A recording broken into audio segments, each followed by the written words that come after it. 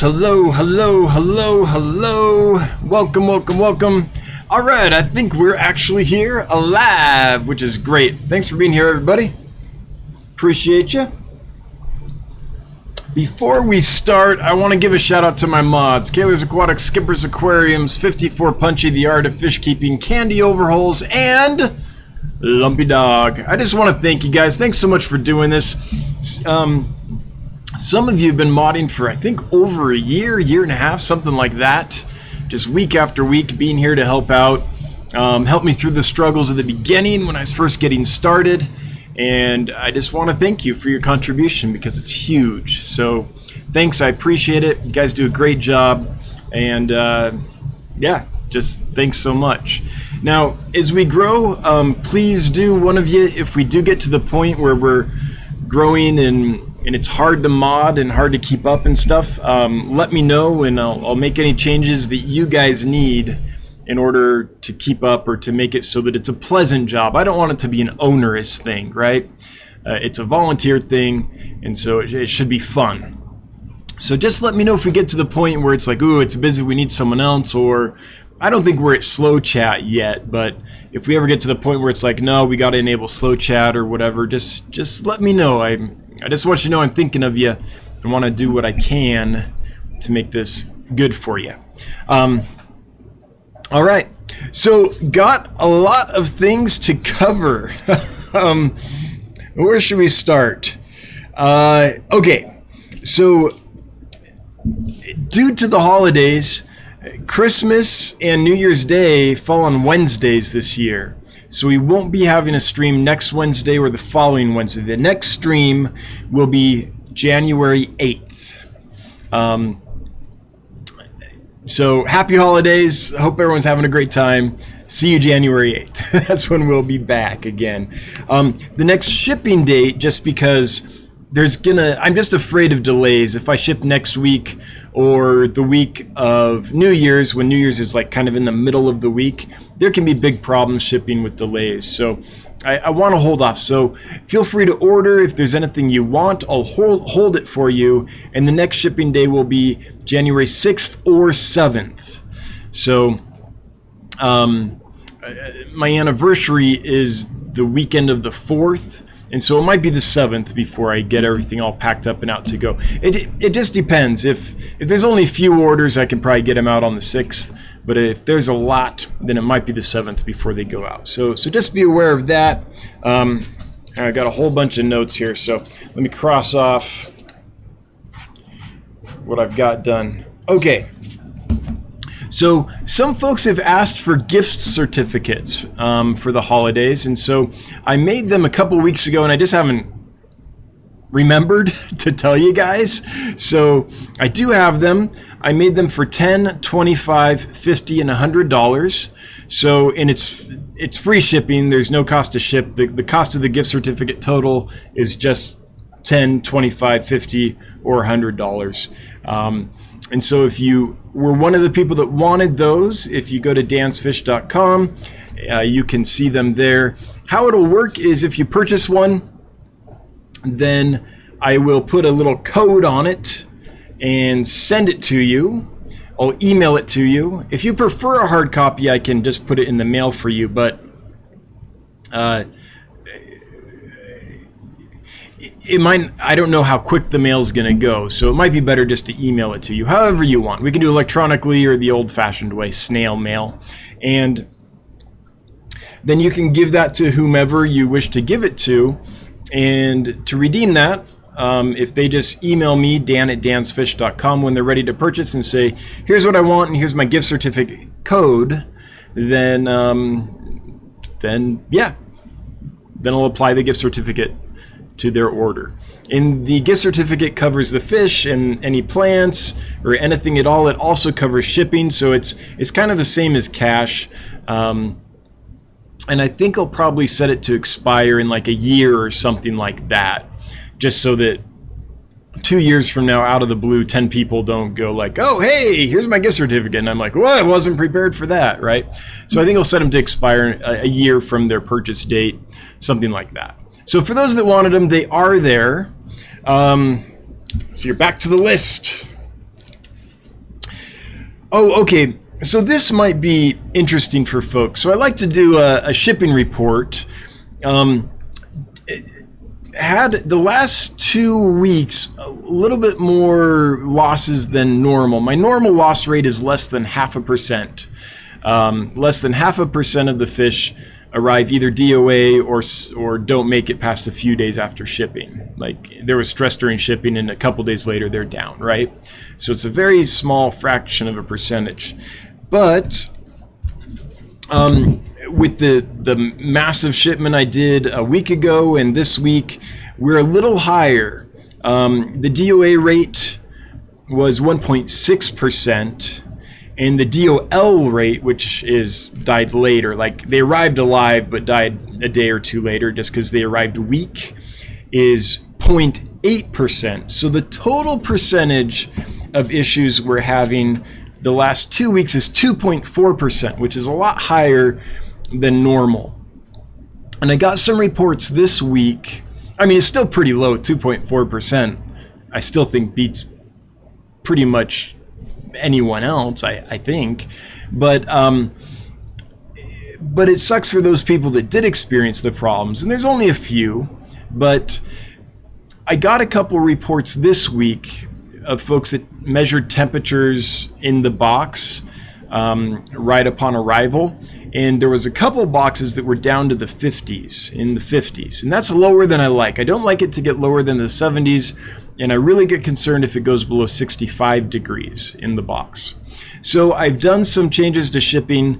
I'm making it so that next day shipping is the only available way to ship for a little while until we start warming up a bit, because if we're already getting boxes down in the 50s and it's just going to get colder from here on out for the next, couple months or so, I think it's time to switch to next day shipping. So next day shipping is the only option right now to buy for me.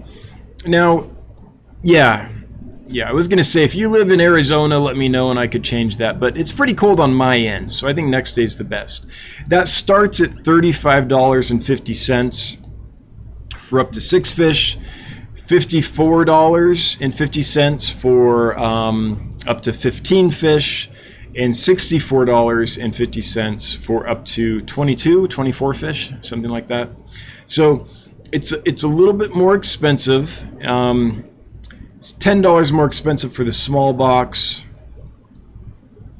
It is $15 more expensive for the medium box, and about $15 more expensive for the large box than 2-day shipping. But I think it'll get us our critters healthy and happy, and we won't have to. I don't like this percentage. I don't like 2.4% having problems. That's just a lot higher than I want. And so with those temperature reports, I think it's time. So that's what we're doing. And yeah, I hate to do it because I know it costs more, but I think it's just fair. It's fair to the fish. It's not fair to you and me, but it's fair to the fish. And by the way, these are temperatures in boxes that weren't delayed. So I shipped them Monday. They got there today. And there was still some problems, even though they were only in the mail. I dropped them off at UPS Monday evening, so they were only in the mail Monday evening, Tuesday, and like the first half of the day today. So it's like 1.5 days was still an issue. So when I send next day, they're usually there. I drop them off Monday in the afternoon. They're usually to you by the afternoon the next day. And so, yeah, I just think that's fair to the fish, even though it's not fair to you and me.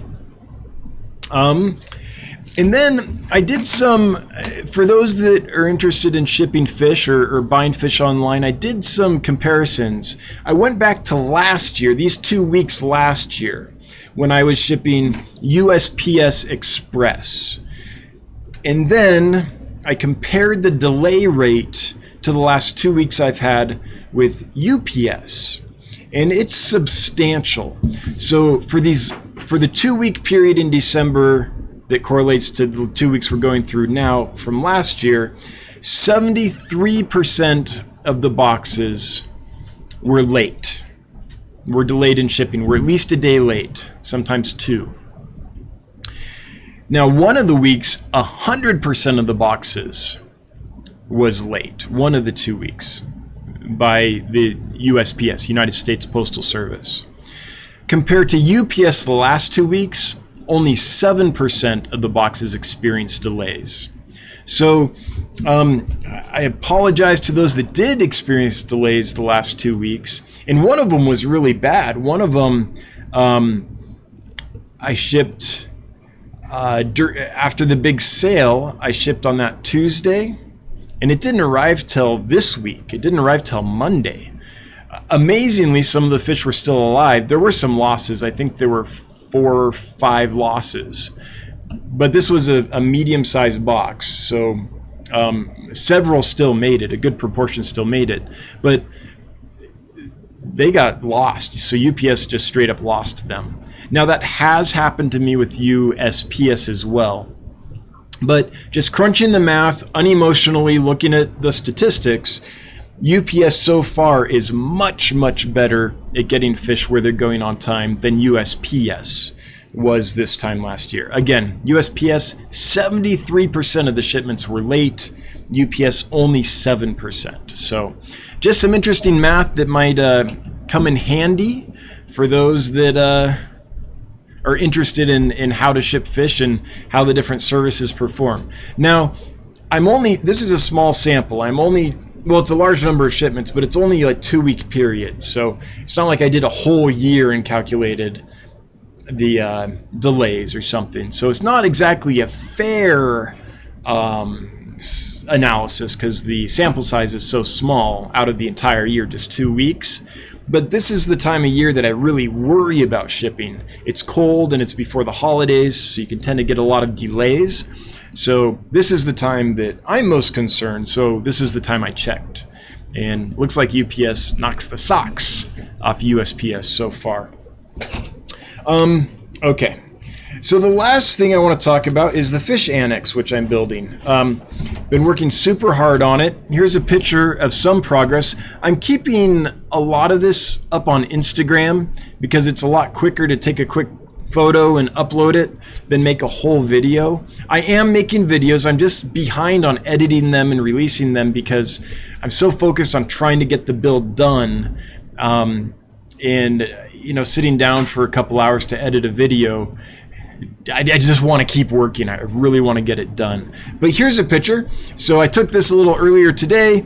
Here are 4 of the, what do we got? 1, 2, 3, 4, 5. 4 of the 9 stands. The other ones are done. They're just inside the garage. These ones out here aren't quite done. They've got some cross bracing, but they're missing the cross bracing in the middle sections, which is why they're not in the garage yet. I'm still working on them, but we're real close. The racks are almost done. I was hoping to finish these today, but I got to this point and had to set up the live stream. So this was about 4 o'clock this afternoon. So we are making progress. I've got the water heater up. I've got tomorrow, now that the racks are that far done, I'll finish the racks tomorrow, like for sure, unless, I get hit by a car or end up in the hospital. Like if I'm healthy and happy and everything's normal, I will get them done tomorrow, for sure. And so, I'm ordering all the aquariums tomorrow. So tomorrow I'm ordering 81 40-gallon aquariums to go in the space. And then it's all the airline distribution system. So I'll be drilling. Oops.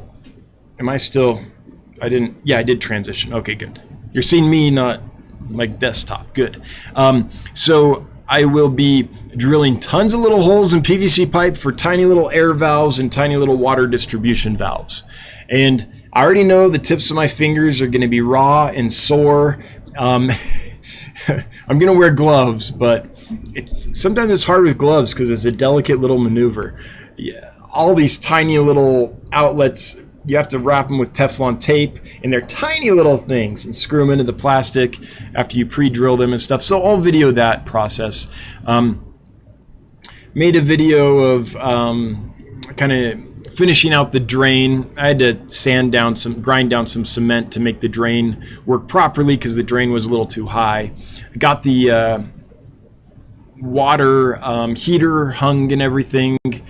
Got a date from the HVAC guy, so the furnace and HRV system, and I'm putting an air conditioner in too, will be installed on the 30th of this month. So end of the month, he'll get in and get that going. And I'm doing an air conditioner. I don't have an air conditioner down here, but this is a basement, so it stays relatively cool.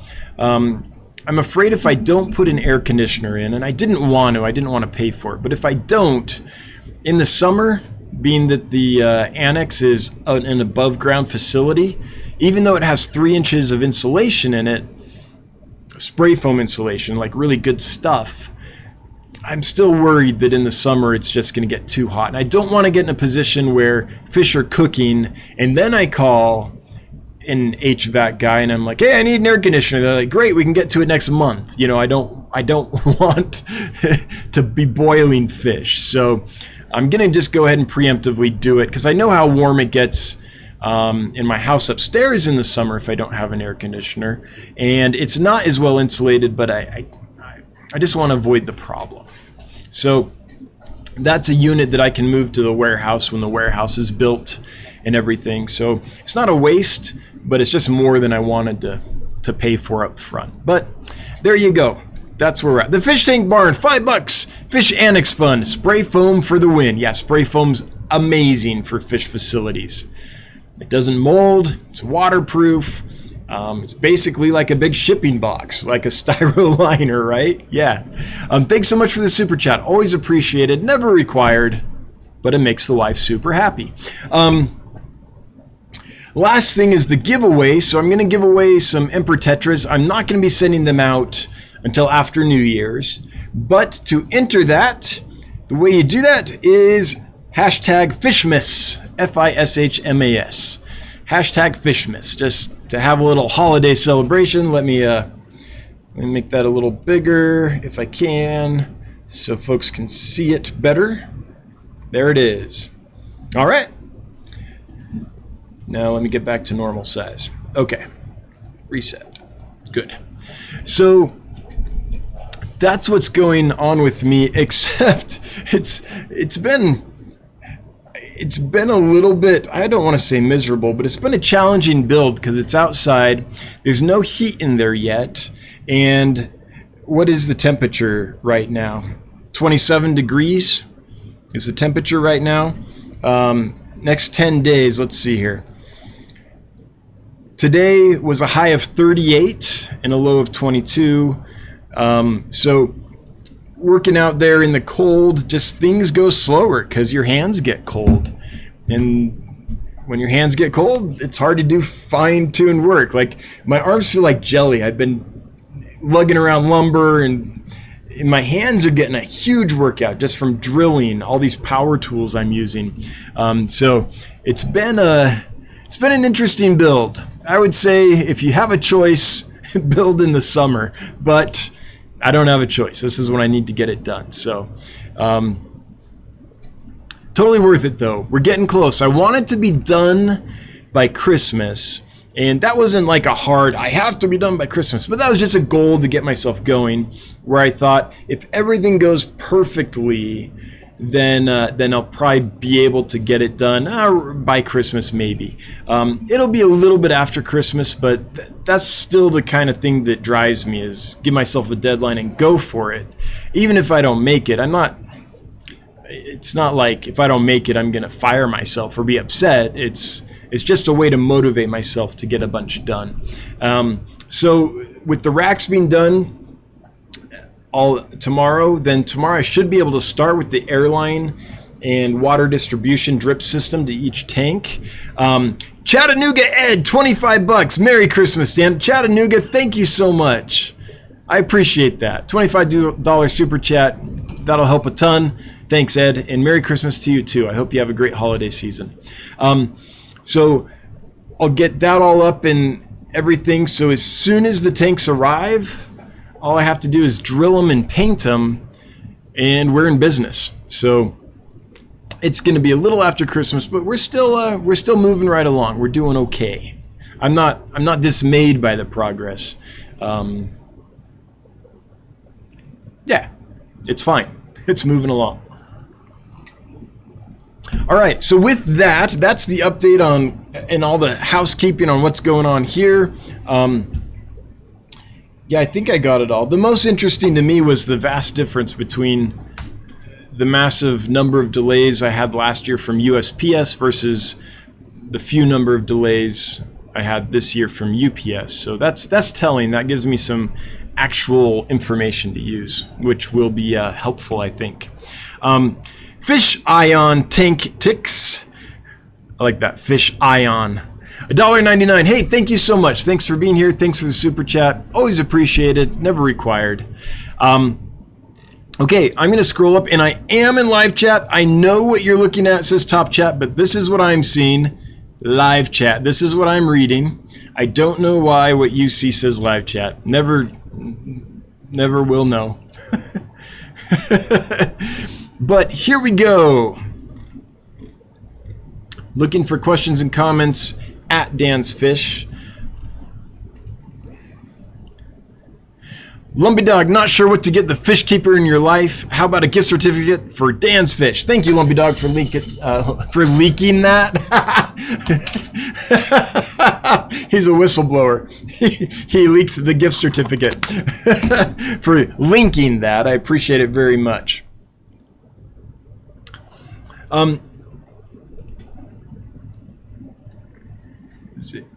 Gabriel Mendez, any advice on traveling with my fish from Kansas to Florida, approximately 1,500 miles in the car? Yes, Gabriel, this is depending on how many fish you have. This might be a pain in the butt, and I know when you're moving, the last thing you need is another big chore. I know how chaotic it is to move. My wife and I, for the first several years of our marriage, we moved at least once a year. So I get it. I've moved a lot, and often with fish. I would say I would pack them up just like I was shipping them. It's a lot of work. It's no fun, but I would bag them up just like I was shipping them. And if you want to know how I ship them, I have a video on my YouTube channel. I have several videos on how I ship fish. That's exactly what I would do. I would pack them like I was going to ship them. I would put them in an insulated box, and I would take them with me. Now, if you have any plants in that aquarium, then I would ship those as well, and the plants will help seed the aquarium when it arrives. As far as the aquarium goes, so I would transfer the fish outside of the aquarium, right, in a shipping box. The aquarium itself, I would just drain all the water I could, but leave the substrate damp. You might even want to get a little bit of newspaper, like old newspaper where the ink isn't going to, leak out or whatever, or a towel maybe, and lay it over the top. The idea is you don't want it to dry out, and you want something porous over the top to kind of help keep the moisture in, but also to help air exchange, so that as much bacteria as possible makes the trip in okay shape. Now, you do want to clean the gravel well, so when you're draining the tank before you move it, I would get a gravel vacuum and just suck everything out that I could.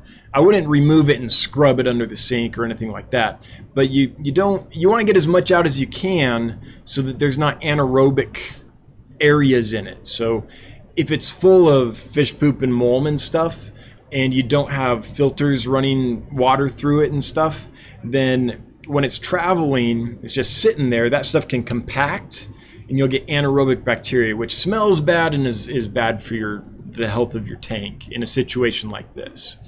So you want to clean all that out so that the air has space to flow. I'm assuming you have gravel. If you have gravel, the air has space to flow between each little piece of gravel throughout the whole bed of gravel during the trip. And you don't have to pump air through it or anything. If it's clean and if it's damp and you put a towel over it or something, then enough air will exchange that hopefully your nitrifying bacteria will survive the trip. it might be a good idea to get some of Dr. Tim's nitrifying bacteria in a bottle just to have on hand for when you arrive in case the bacteria totally crashes during the trip. But that's what I would do. I'm trying to think if there's anything else. Oh, something you can do if you don't have substrate, then about a month before you move, go to like Home Depot or Menards or whatever, Walmart, go to your hardware store section and get some lava rock, rinse the lava rock and put a bunch of it in the aquarium. And a bunch of nitrifying bacteria will grow on that lava rock, and if you remove it a few weeks or a month later when you're ready to move, and you put that in like a bucket with a towel over it so it stays damp, that can be a nitrifying bacteria bed. Or you could, I suppose, rig up a system where you kept the lava rock submerged in a bucket with like some kind of air pump you could plug into your cigarette lighter, or that runs on a battery or something, if you wanted to have it kind of bubbling. That could work too. But yeah, those are my best ideas for a long haul trip like that. If anyone else here has moved fish for a long haul and kind of has some tips or tricks that Gabriel should consider that would be helpful to have on hand, please do leave them so we can help Gabriel out. That would be great. 54 Punchy, okay, I need coffee. We'll be right back. All right, Pam, and I hope you feel better soon. I saw that your live stream for tonight had been postponed due to the flu, so hope you recover quickly. And unfortunately, no live stream tonight for 54 Punchy. For those that were looking forward to it, just so you know, it's been postponed. Now, if I'm wrong about that, Pam, please correct me, but I think that's the case. Tampa Tom Fishing. Hey, Tampa. I've been treating double dose of ICX, 1 tablespoon, salt per gallon. That's a lot, isn't that? Oh, maybe not.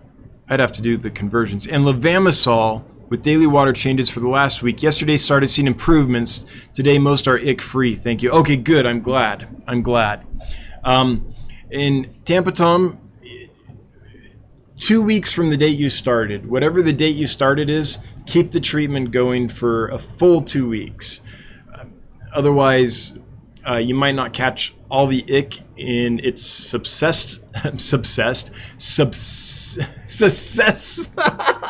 when it's, how do you say that word? Susceptible? Yes. Jeez, that's a hard word. The ick parasite only is susceptible to medicines in a free swimming stage, and so that's why you have to treat such a long period to make sure that there aren't any cysts or adults still around that could then release more cysts or create new free swimmers before 14 days is up. That would be my advice. Glad it's working. I would cut the levamisol probably, because levamisol is more for nematodes, for internal like roundworms and parasites. And I don't think levamisol is going to do much for the ick. And if you've been treating the levamisol like daily for a week, I would cease that. Usually when you treat levamisol, it's you treat it once, you wait say 3 days, you treat again, you wait 3 days, you treat one more time. It's usually not a medicine you use on the daily. Yeah, but I'm glad it's working. I'm glad everyone's ick free. I know how frustrating that can be. It's like, come on, nothing's improving. Fish are dying, and then I'm glad you got to the point where it's clearing up. That's you've crossed the threshold. It's the magic moment. Yeah, ick's no fun, and there are some strains that just are just a pain. Tasty Fish Sauce, good to see you again. Did you install the spray foam or pay someone? Is it costly? I paid someone. I literally don't think you can DIY spray foam. I suppose you could go to like your big box store and buy a whole bunch of bottles of like Great Stuff or Loctite spray foam, Big Gap spray foam, and do that. But that's going to cost you a fortune. That'll cost you more in just buying product than it would in paying someone to do it professionally, I think. Also, the Great Stuff brand, it's kind of, it's not as durable. It's like squishy. When it's hardened, it's not a real durable, hard substance. And the professionally installed spray foam is pretty darn rigid. Now, the Loctite stuff that you can buy at like Home Depot or whatever, I just say that because they're my big box store I have in town for hardware. That stuff tends to come out a little more rigid, but I definitely paid someone. I don't think it's, you know, when you do that, you have to have this big truck with a special mixer on it. It takes the chemicals, it mixes them together, or the solutions and mixes them. And then they have to wear like hazmat suits and ventilators and stuff. It's kind of it's not something I can do myself. So I definitely paid someone. And is it costly? So in a 20 by 20 foot space, it costs, what did it cost? It cost $3,100. So $3,100 to do the annex. And one wall wasn't done because it's garage doors, big rolling doors. So that's 3 sides of that building and the roof. So yeah, it's pretty expensive. It's definitely more expensive than going and buying, you know, fiberglass insulation batting or styrofoam insulation or something. But the reason I like it is it's airtight. Like there are no seams or anything. It basically seals up the entire room, and it's so waterproof. It's not going to get a problem if it gets wet. It's not going to mold or degenerate or something like that. So yeah, it costs quite a bit. The fish tank barn. Hey Mike, the cold walk and build gets long, doesn't it? I can relate. Yeah, it's the cold build. The walk ain't so bad. It's like 4 feet. I have a 4 foot walk. I walk out the door of this fish room, up some stairs, out one more door, 4 feet, and I'm in the annex. So, but building in the cold, yeah. In fact, I'm a little worried I might be getting sick. I might have pushed it too hard yesterday.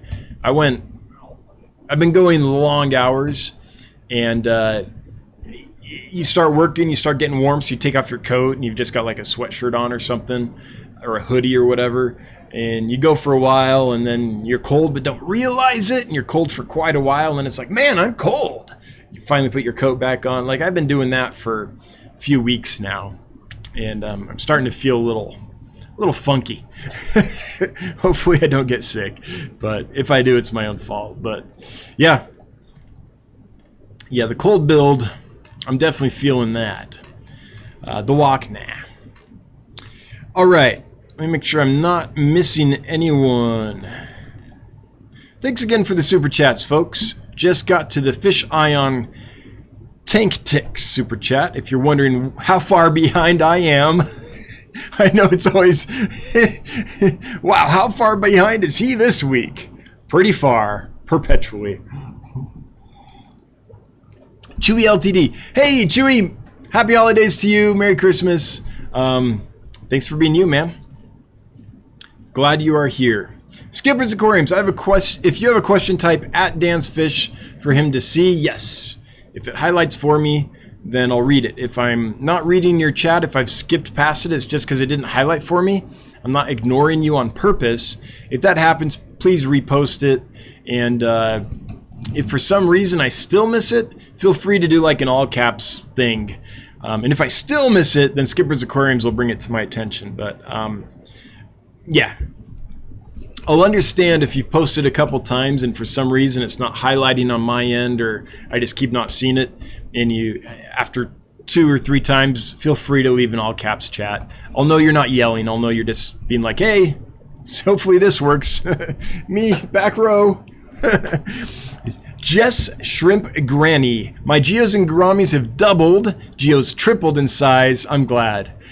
Love them so much. Everybody's still getting along. Big Baby Geo is definitely the biggest and my favorite. Oh, that's awesome. I'm so glad they're doing well for you. And Geophagus are just amazing, amazing fish. And I bet you're going to get some breeding action before long. I had a pair that bred for me just recently. Unfortunately, they're a gimpy pair. I've had them for a long time, and I'm not selling them just because they're missing. Each one's missing a. Which fin is it that they're missing? I think it's a ventral fin that they're missing, and their spines aren't exactly straight. So, when they spawn, I let them spawn. I just don't keep the babies. They become right now. What's in there with them? Some severums are in there, so I just let the babies get eaten. But I'm glad they're doing well. That makes my heart happy, because I did have a shipment of geos that didn't work out last week, and that bummed me out because they were good looking fish, man. And I had kept those. I'd raised them up from little 1-inchers, and when I sent them, they were 3-4 inches, 3 inches. I don't want to exaggerate, but yeah, that hurt. So I'm glad to hear that yours are doing well. Nocturnal Aquarist, any tips for cleaning large or dense driftwood? Yes. Do I have my... I don't... So, I get... I might be able to go grab it. No, I'm not quite sure where it is. I've rearranged some stuff.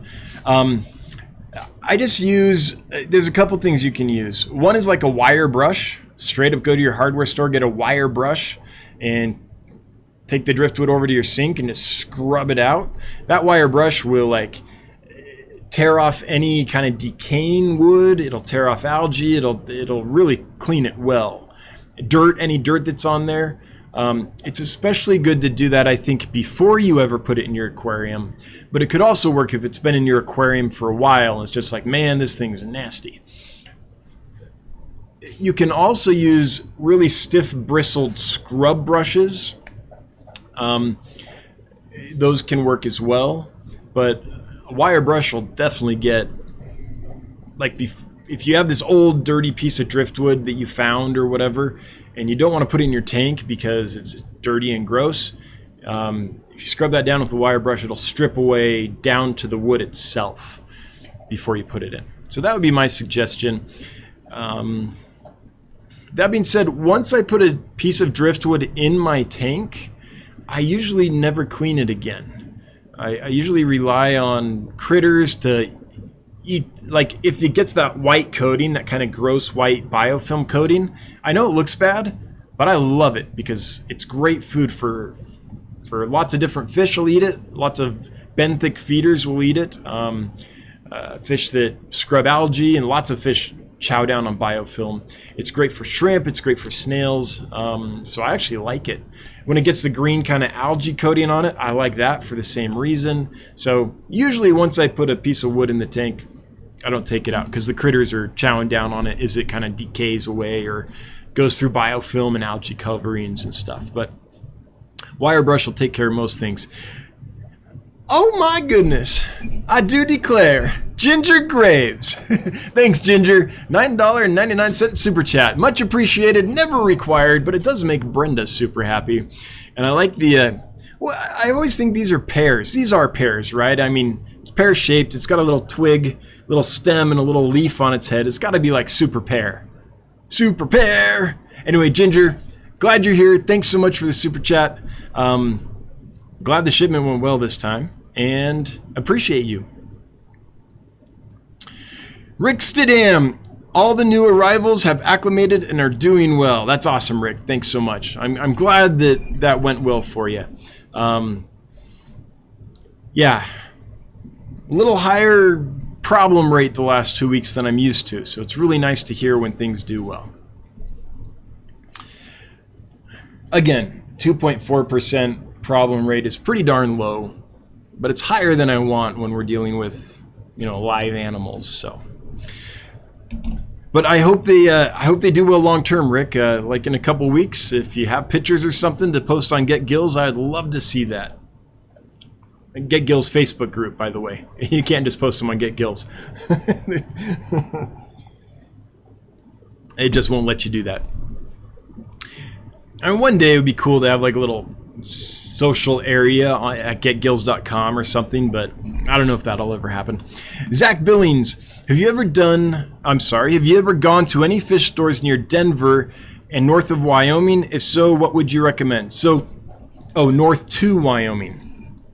North of Wyoming in Billings, there's a great store called Treasure State Aquariums, which I really like. I like the owners.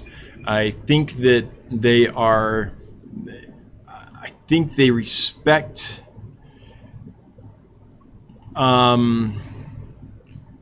fish and have the right approach. And stuff looked pretty good when I was there. But you're talking like Fort Collins and all that area. So, yeah, I haven't been to Denver in about a year. And I can't remember. I went to 2 and wasn't impressed by either of them. I don't remember what their names were. I was there for work, and I just Googled fish stores and went to see a couple.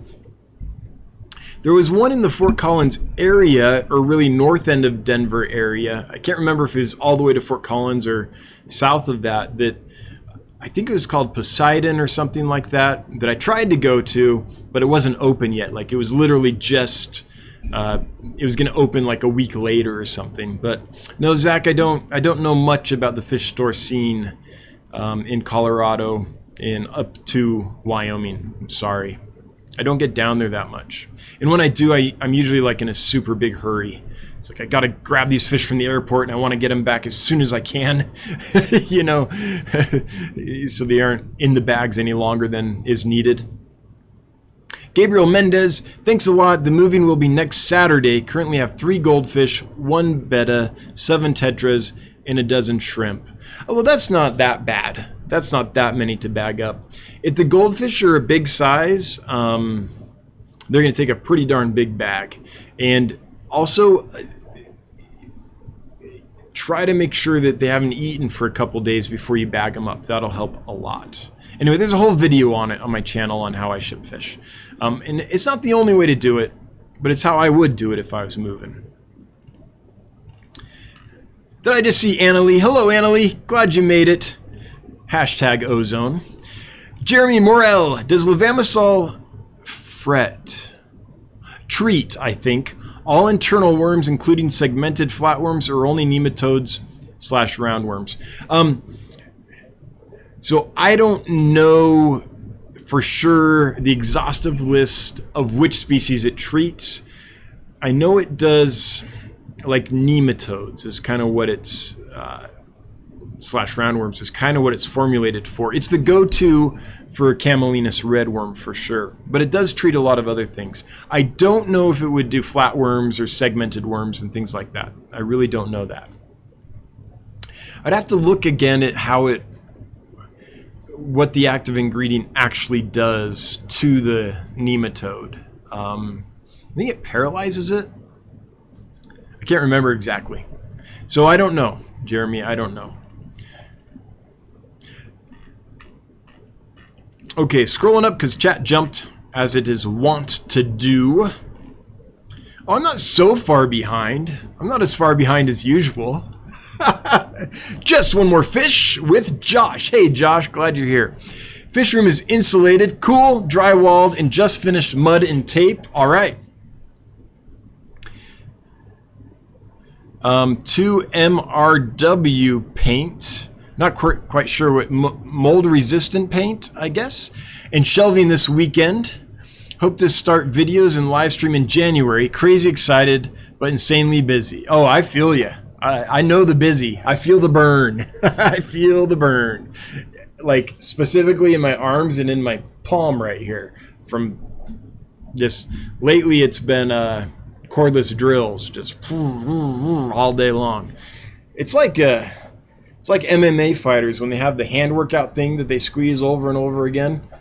Like, my hand's getting buff.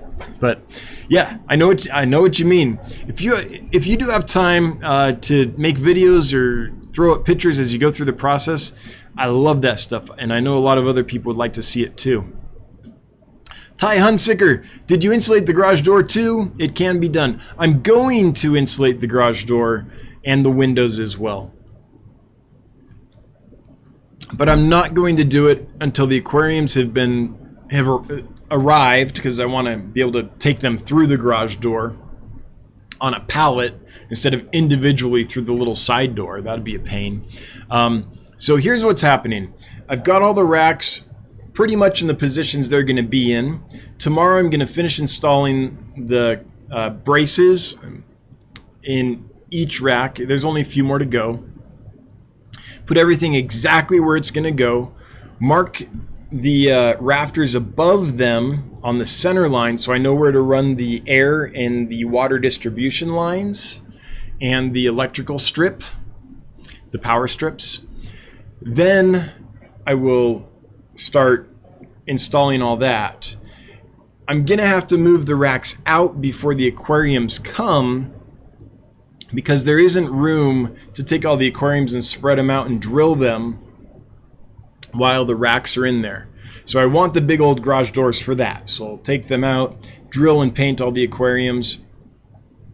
As soon as that's done, I'll move the racks back in, put the aquariums on the racks, and at that point, I'll shut the garage doors and I'll insulate them. And the way I'm going to do that is I'm going to build a frame on the outside of the garage doors, line it with styrofoam, the whole face of, frame with plywood, basically seal up the garage door opening completely with plywood and 2x4s, and then put insulation on that. So there'll be like 4 or 6 inches of insulation between the frame I'm going to build and the garage door itself. So if I'm ever done this, I just unscrew that frame, the insulation sticks to the frame, and then I have a garage door that works again. So I will have to take down the garage door hardware and motor and everything, but I'm not going to mess with the structure of the opening permanently, I guess. So yeah, Ty, I'm definitely going to do that. Same for the windows. I'll build a frame, put plywood on it, insulate the face of that plywood, and put it over each window. So the windows are sealed as well. So goodbye daylight. But when you have winters as harsh as I do, heat is king. You do everything you can to prevent cold air from leaking in. Nocturnal Aquarist, any tips on disinfecting large and dense driftwood? Oof. I mean, I think what I would do if I had like a big piece of driftwood, and I know what you mean by dense, it's just super like heavy, like Malaysian driftwood or whatever. What I think I would do is I would scrub it down as much as I could, and then I'd leave it out in the sun for a few days. Flip it a couple times so each section of the driftwood is exposed to sun. That's what I would do. And let the radiation from the sun take care of bacteria and stuff. If it's a large piece, that's the best I can think of. It's hard to boil a swimming pool, so you can put a large piece in there. Unless you had like a massive oven you could put it in or something. But I think for the average person, just putting it outside in the sun for a while is good. Richard Crackle, happy holidays to all. Thanks, Richard. Right back at you. Happy holidays. David Reed, how often do you check the parameters of your tanks? Not often. Every now and then. It's probably been a month since I've checked the parameters of the tanks. I've been in this area on this water with this system long enough that I pretty much know what they're going to be at any point. And I change 30% of the water on every aquarium every day, minimum. Some of the aquariums get, I think, 50%. The quarantine tanks get 50%. So I'm exchanging enough water that there's in the system stable enough that I don't worry about it. So every now and then I'll check just to make sure I'm not missing anything, making sure that chlorine isn't creeping up on me or something. So I know I need to change my block filters. The other time I will do it though is if there's a problem in the tank. So if I have fish in a tank and there's some die-off or some problem, one of the first things I check is ammonia and nitrite, just because nitrate's not such a big deal because of the constant water changes. But if ammonia and nitrite have gone up for some reason, that means there's a problem in the system. So I do check that if there's a problem in a tank, but haven't had a problem for quite a while. So, yep, haven't checked.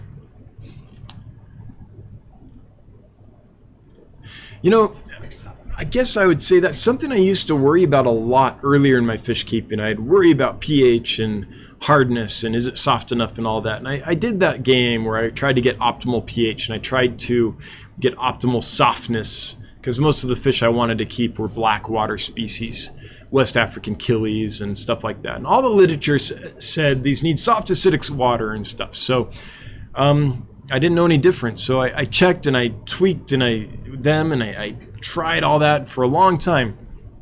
And then as I got further along in my fish keeping career or experience, I just realized it's really not an issue almost. Sometimes if you're trying to breed, there are some species where hard water will be difficult for them. There are definitely some species that you don't want to keep in soft water.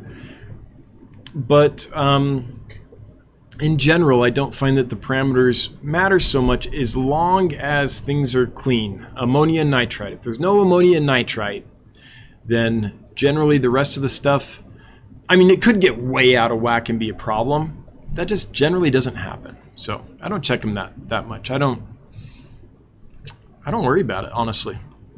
I do, though. I will say this. I keep a pretty close eye on my fish. So fish will tell me if there's an issue. I'll just notice they aren't eating as vigorously, or I'll notice, they just aren't as vibrant today, or whatever. It doesn't even need to be a big thing. I feel like I'm in touch with them enough that I can tell when they aren't quite as happy as they were, and that's when I check. All right, Friday Fish Facts. There is one fish tuber I would still love to interview. That's you. Hey, let's do it. I'm on board. Yeah, let's set it up. Give me an email, dan@dansfish.com, and I'm there. I've also thought it might be fun if Bob and I did a live stream together. Bob Steenfot, like on starting a fish business or building a fish room or something like that. Just because he's doing it right now and I'm doing it right now, and I was like, hey, that might be fun if we both did something together and could talk about, hey, did you notice this? Yeah, or yeah, that wasn't a problem for me. Like, just, yeah, get a deep dive into some topic like starting a fish business or an online fish business or building a fish facility or something. So, but yeah, absolutely. Friday Fish Facts, I'd be honored. I really would. Let's do it. Annalie, test. Test received, Annalie. It's working again. Yes.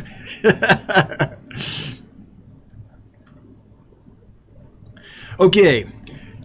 I made it down to Just Shrimp Granny, and before I miss Annalie's super chat of $25, I'm going to get to it because I still feel super horrible that when I missed all your super chats for weeks in a row. Annalie, $25. Merry Christmas, Dan. I believe in you. Hashtag ozone. Annalie, thanks so much. Thanks for being here. Appreciate you being part of the community. And thanks for the $25. Super helpful.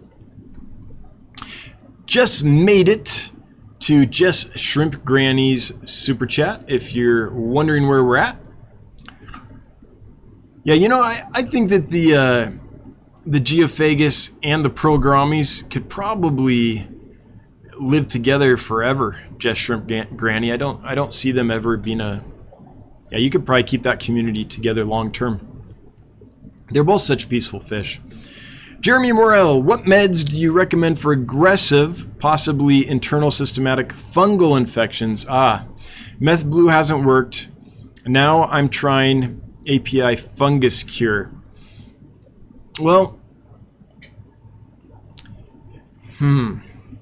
so I guess my first thing is I always wonder when people say I have fungus if they actually have fungus. There are a lot of bacterial infections that look very similar to fungus. So if you look at the wound or the area of infections, I'm assuming it's external. Let me know if it's not, but I'm assuming this is external, and that's why you've diagnosed it as fungus, because you're seeing some white stuff probably. If the area of infection externally if the white stuff, if you look really closely and it looks like a dandelion head right before the dandelion seeds blow off, so it's, you know, dried out and you've got all these straight little lines sticking out from almost a central point. If it looks like that, that's probably a fungus. So many times though, it's cottony or it's just a white slime or white growth or something. That's often bacterial. Now there are viruses that can cause these things too. But if you look at it and you see those straight little lines all poking out straight, then probably a fungus, in which case, yeah, go with the fungus treatment. But otherwise, my go-to is generally kantamycin and nitrofurazone. If you don't see any improvement after a few days, then maybe switch to a gram-positive antibiotic, triple sulfa or erythromycin, something like that. Now, as far as fungal infection medicines, it's been so long since I've treated one that nothing's really popping to mind, but I'm going to share a really informative website with you that I generally use when I run into something and I'm like, man, which medicine? I can't remember. It's been a while. Let's see here. And that is right here. It's an old clunky website, but the information's fairly comprehensive. And if you search around on here, you'll be able to find some information on fungus. For me, often Mardel Quick Cure or Icex, something like that, something with formalin in it and malachite green, will help with a superficial fungus treatment. Clean water's king, so clean water with some ick medicine often helps. It's been so long since I've had to go above and beyond that I'm drawing a blank. Was it acroflavin? I can't even remember what it was that I would have used. Salt helps too. So if it's not a planted aquarium, I would recommend 5 grams of salt per liter, I believe. Let me double check before I tell you the wrong concentration and kill all your fish with too much salt. Fish med dosage sheet, share this with you. So when I do salt, it's 5 grams per liter, and that works pretty well in conjunction with ick medicine for treating superficial funguses. So that's my best for you, Jeremy. My first thing though is make sure it's actually fungus. If it's not, go with an antibiotic instead. Tasty fish sauce, $2. Hot ramens keep you warm. Yes, they do. Thank you so much. I appreciate the super chat. Ramen wages, indeed. Okay. Joe Coffee, do you know anywhere I can find a great deal on 50...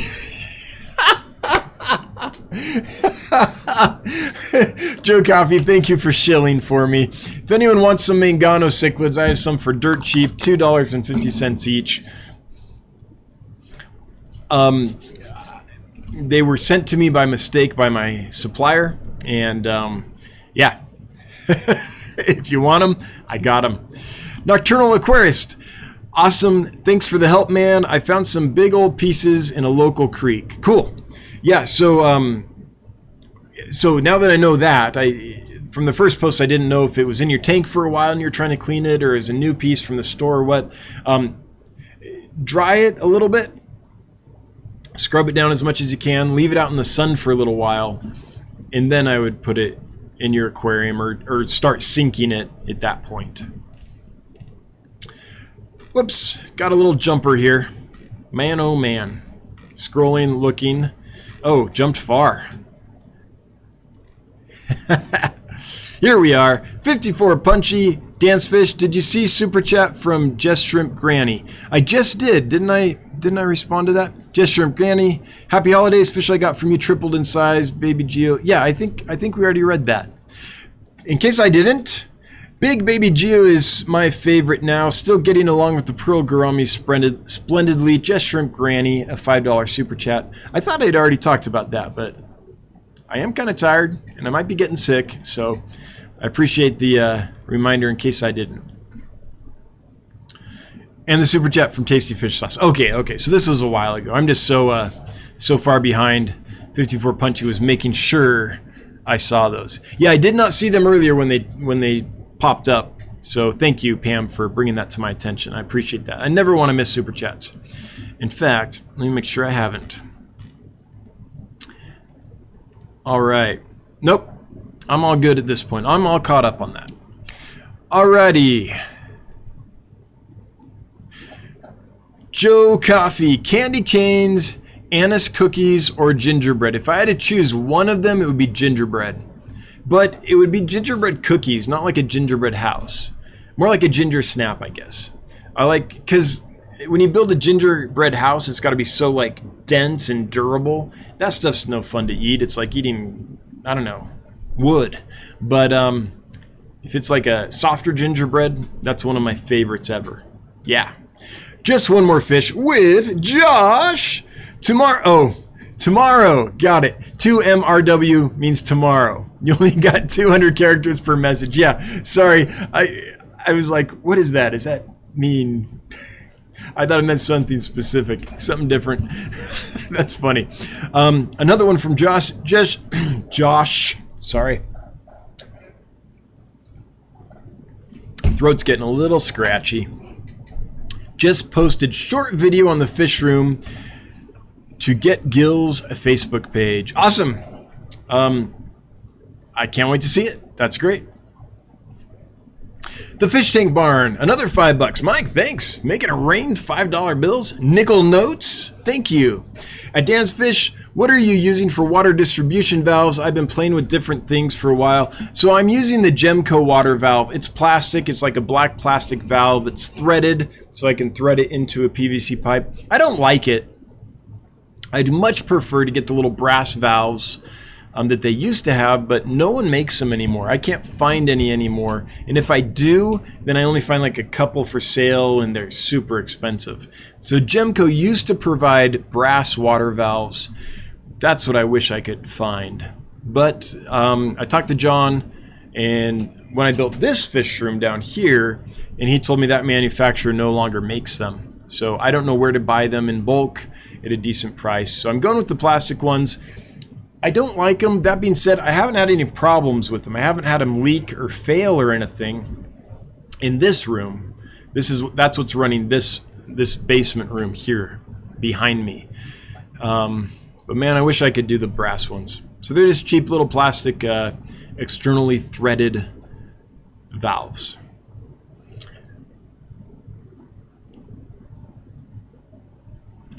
This might help, Mike. Let me take you to Gemco and show you exactly what they are. I should do that.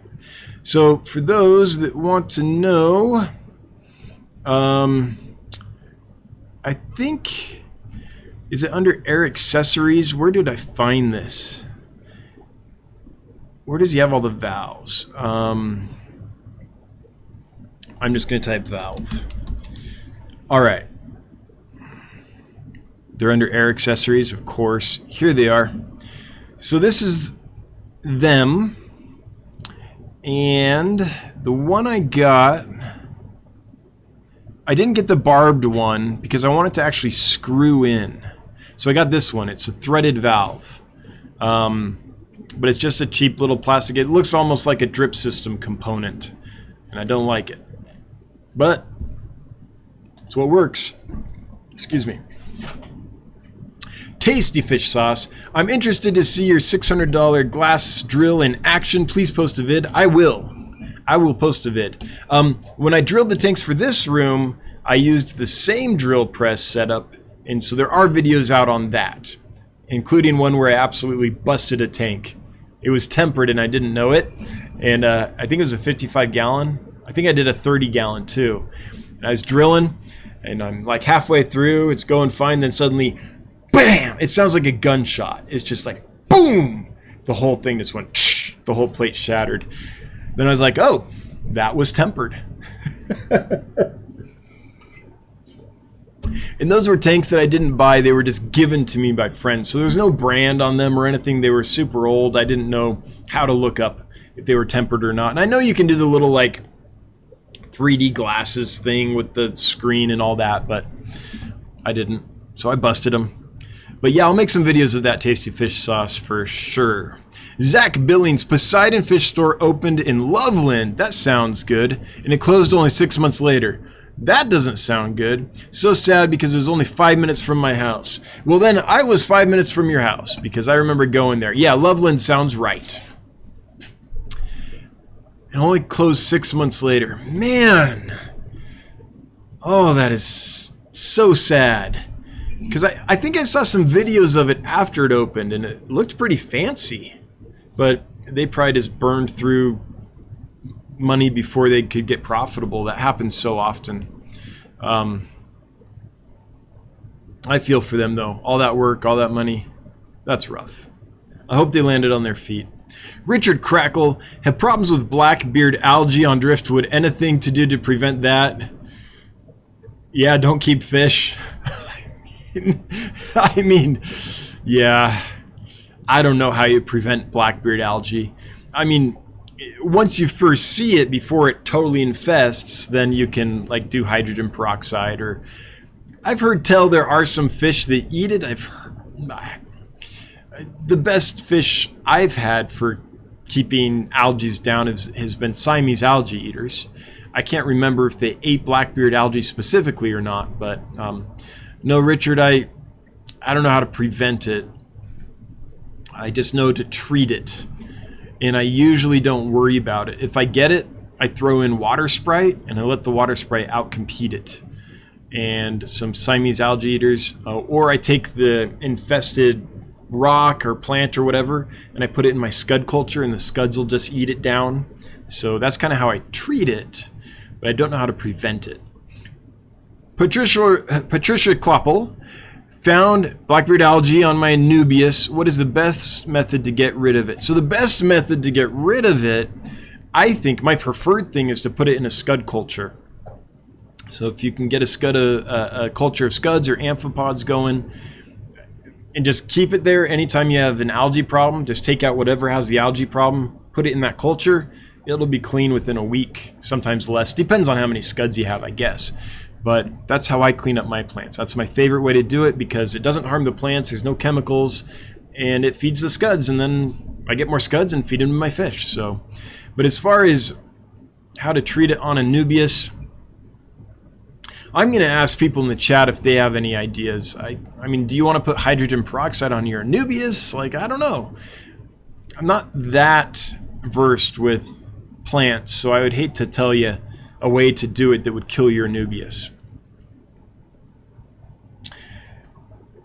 All right.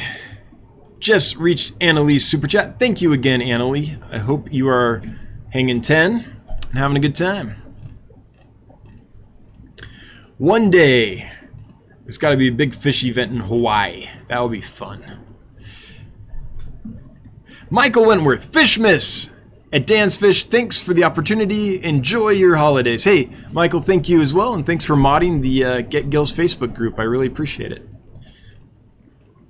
Oh, jumped on me. Arr, arr. Hang on. Okay. I got there. Aftershock betas. Woohoo! Fishmas. Impeached? We're not getting political, are we? Great day, Dan's Fish. Dan rocks Dan's Fish. We love Dan. Dan for president. Thanks, Aftershock betas.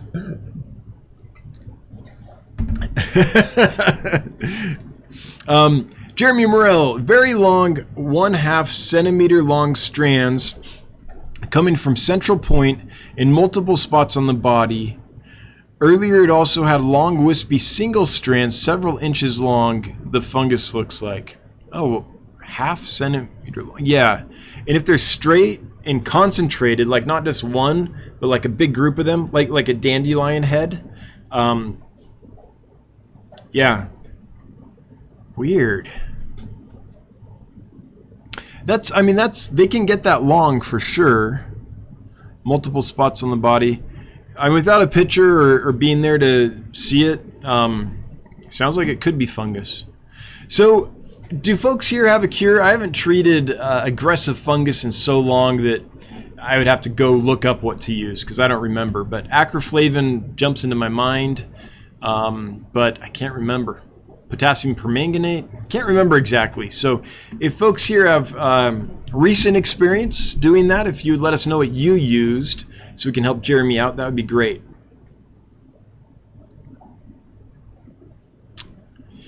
All right.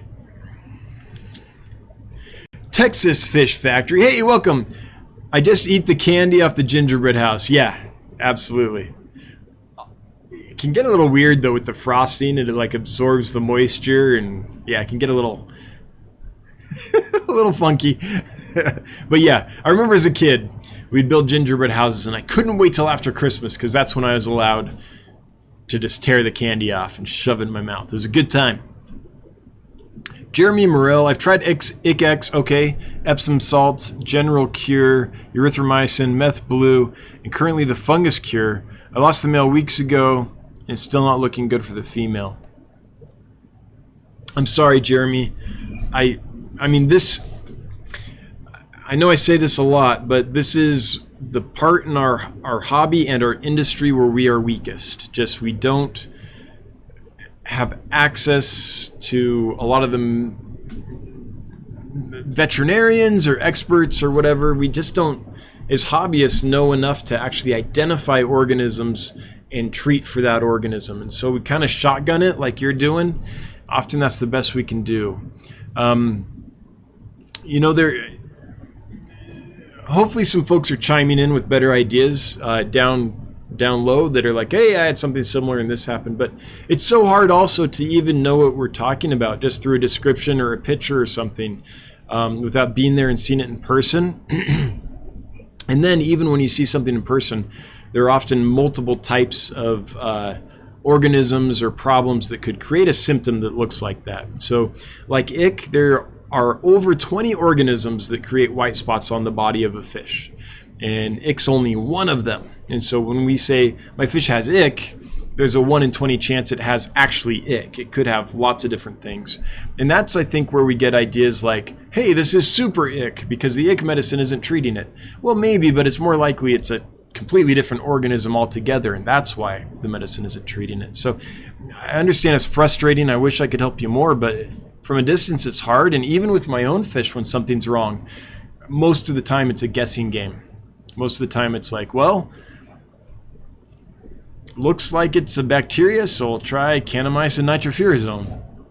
Oh, that didn't work. Okay, I'll try triple sulfa. Oh, that didn't work. I hope to, but I don't plan to. It's just a money time thing. So it depends on how the business is doing. It depends on how profitable we are, and it depends on how much time it's taking in June. So if I can, I will absolutely be there. I love those events. But when you're just starting a business, it's hard to do anything but grind on the business. Yeah. Like, especially now when I'm not just running the business, I'm expanding it and doing all that building and stuff. If you've noticed, I don't think I posted any videos for a while. Like the last video I think is probably the live stream from last week. For those that have emailed me, sometimes it's taken a couple days to get back. So it's a time and money thing. It's a grind, but it's a good grind. I'm happy, but I am tired. I'm very tired, but I'm so looking forward to this. Rockford Fish Keeping. Wait for part 2 of the book scan about disease. Okay, cool. Thanks. I appreciate that. Oh no. So, it did this thing. Chat disconnected. So, what I'm going to try to do here is refresh this whole thing. That should reconnect chat, but it'll probably make it so that I lose some stuff. Sorry, folks. If you left a message, and I'll scroll up as far as I can. Get back to live chat. I'll scroll up as far as I can and try to get to folks I missed, but the furthest I can go up is Keller's Aquatics Invest in Dan's Fish GoFundMe, and the link to that. Thank you, Bob, for linking that. So if I missed you, I'm sorry. But when chat freezes, which with YouTube still working out the kinks in its new live streaming studio, and for some reason, every stream chat disconnects at some point. And then I have to refresh and restart it, and I can't scroll up to see some stuff I missed. So I apologize. If I missed you, please repost it, and I will gladly get to it if I can before we run out of time here. We've got 12 more minutes. Jeremy Lycan, so true. Salt and water changes is what I use for ick. Works almost every time. Use salt lightly, though. Yeah, I use 5 grams per liter is what a Dr. Richmond Lowe recommends. So he's an actual aquatic vet. He treats fish all the time.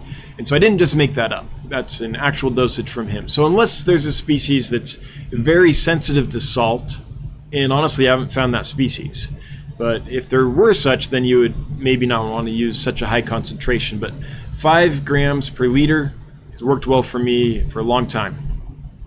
Dave Jenkins, buffering. Yeah, that's probably when it says that we're excellent. Stream is healthy now, but yep, there must have been a time when something funky happened, buffered, and we lost chat. So sorry about that. Small Fry Aquatics, no video at all. Oh, it got bad. Yep. I guess it's so cold in Wyoming that Dan froze. Oh, I can't. I was faking freezing, but there's fish swimming behind me, so that doesn't work.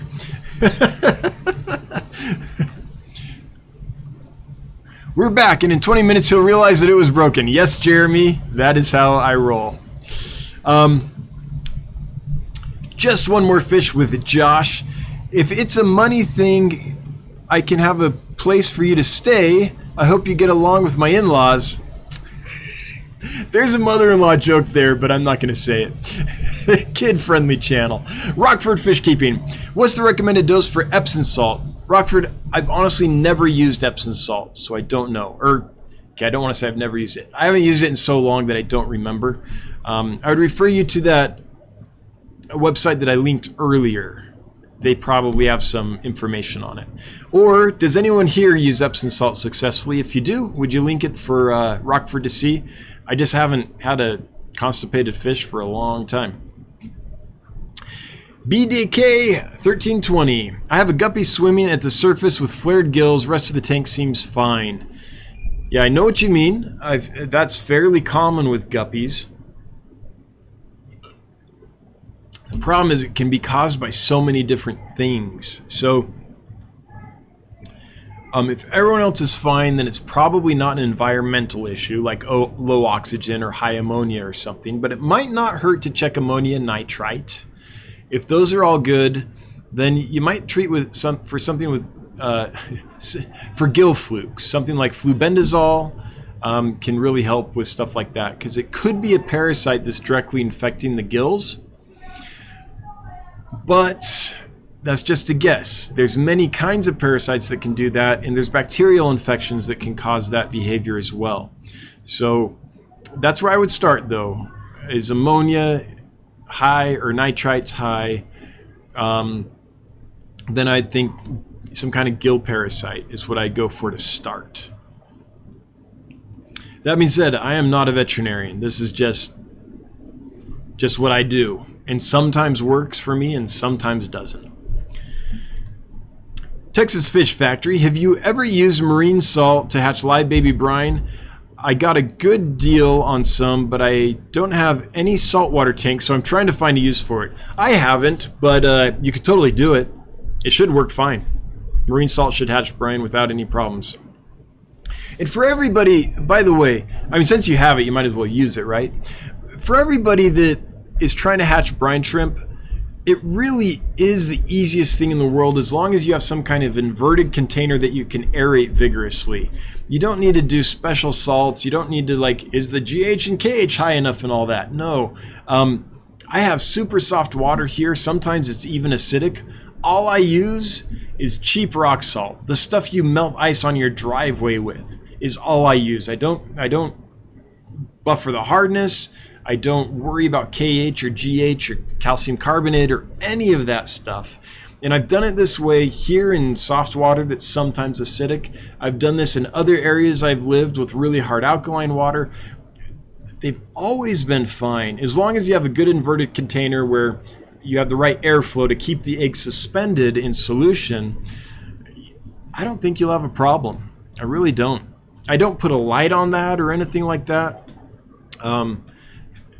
It's about as bare bones and easy as it gets. So for those that are scared of baby brine shrimp hatching it, because you've read, hey, you need to have this KH or GH and add magnesium and add calcium and add and all this and have a light and keep it at 83 degrees and all that. No, you can hatch it at many temperatures, many different hardnesses, many different water parameters without a problem. If I could only have one live food ever in my life, it would be baby brine shrimp. That's the one I would keep. It's got the most utility. It's super simple. Pugimus Maximus, hello! I always picture this little pug dog with a Superman cape whenever I see your username, Pugimus Maximus. I use a cylinder hatchery and it is super easy. I use natural salt. Cool. Yeah, absolutely. Killers Aquatics, he's lost it. Me, I assume. Oh, I lost it years ago, but what did I lose specifically? We're probably talking about the chat jumping or something.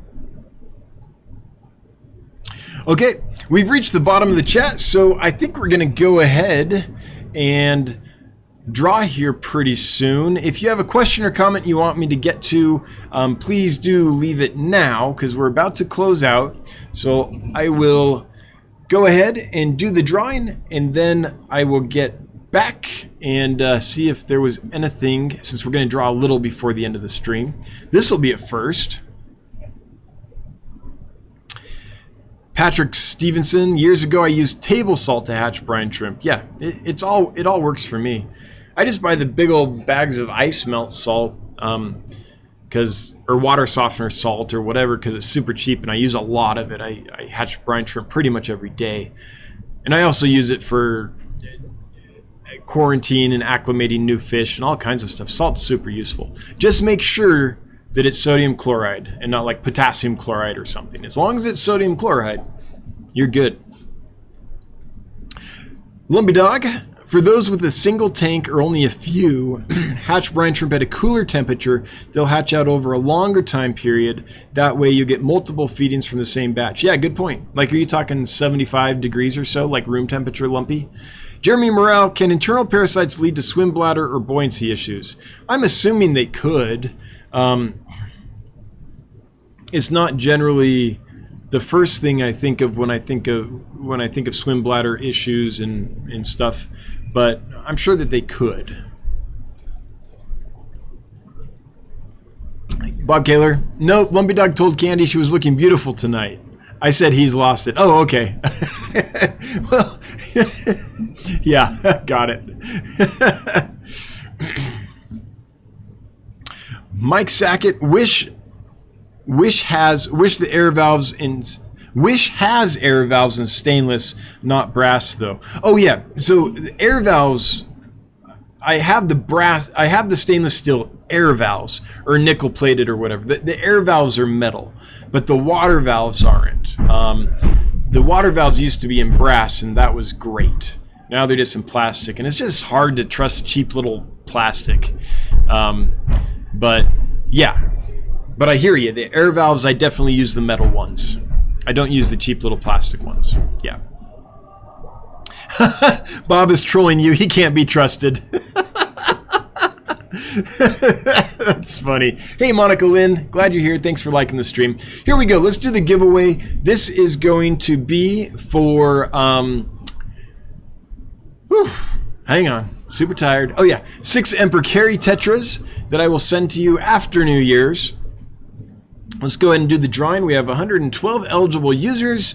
I see 54 punchy there, so I know that the mods are able to enter, which is good. That's what I want. I wonder what it means when mark as ineligible. Mark eligible. I wonder if these are members of the chat that just haven't entered, is why it's not marked eligible. I'm guessing that's what it is. Aquarium Co-op, so good to see you. It's been a while. Welcome. But here we go. Drum roll. And the winner is Aquaballs. Aquaballs, you have won. So please let us know you're here. You do have to be present to win. And we'll go from there. But congratulations, Aquaballs. You've got a minute to let us know you're here.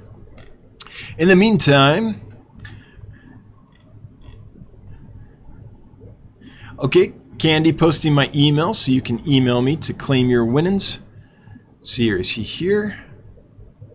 I didn't miss it, did I? I tend to miss a lot. Aquaballs is here. Okay, Aquaballs, if you would email me, dan@dansfish.com, give me your first and last name and the address you would like me to mail them to, then I will do that. Probably January 6th or 7th, but I'll keep you tuned if it's going to be a little later than that. Dan, check for Lumpy Dog. I didn't enter. See if I'm checked. Okay, let's do that. That will be a good exercise. Let's get down to the L's. Lumpy Dog did not enter. Okay, yeah, that must be what it is. Yep. Cool. All right. Glad... congratulations, Aquaballs. Glad you won. And I'll look forward to your email. Last Raven 215. Do you know of a fish that's a community fish but will pick off livebearer fry? I do! Think of adding my Colombian tetras to the livebearer tank. My favorite fish for livebearer fry control, let me show it to you, is, there's a few, but generally it's the Aplochilus or Epiplates species. They're surface-dwelling killifish, and they do a great job. Let's see if I still have it. This one. This is the one I prefer. It's Aplochilus blockii. It's a pretty little killifish. The reason I like it is it stays small, maybe 1.25 inches for a really big one. And so it's small enough that it can only eat, you know, fairly small fry. So it's not going to bother juveniles. It's not going to bother the adults or anything like that. They're little predators. They have a strong hunting drive. So they cruise around looking for little things to eat, like little baby fish. And in my opinion, they do a good job. Now, a Colombian tetra might do okay as well. The issue with tetras and other non-like hunter fish that aren't like just driven to hunt pretty much constantly, is that they might get a few and they might be very effective, but generally what happens is fish like that, they'll try, and if there's plants and stuff and the little livebearer fry can get away, once a tetra has failed a few times, then it learns that that's not a food item, even though it is. It's like, I tried, it didn't work, I tried, it didn't work, I tried, it didn't work. A little bit of that, and they kind of stop trying. Whereas the Aplochilus and Epiplates species, their instinct is to specifically cruise and hunt for living little things to eat, and they kind of do it all day long, and they don't lose the drive. Yeah. Rockford fish keeping, those cichlids would be good at eating fry. Just saying. Yeah, the mangano. I've got 54 mangano for you. That'll take care of your livebearer problem. It'll take care of fry, adults, juveniles, everything. All right. With that, we're going to end the stream. Thanks again for being here, everybody. I really appreciate it. We are not going to stream again until January 8th, just because Christmas and New Year's both happen to fall on the next 2 Wednesdays. So appreciate my mods. Thanks so much. Everyone that gave a super chat, it really does help. I very much appreciate it. It's never required, but it's appreciated, and it does make the wife super happy. And in all seriousness, there have been months when it's been the difference between getting super desperate and scared and being able to pay all the bills on time. It does help. Next shipping date is January 6th, perhaps the 7th. Depends on how my anniversary goes. And with that, thanks to everyone that left comments and questions. Appreciate you help keeping it lively. All you lurkers, I'm with you. And everyone watching on the replay, thanks so much. Until January 8th, have a good one. Happy holidays. I hope everyone's safe and has an enjoyable holiday. Until next time, bye-bye.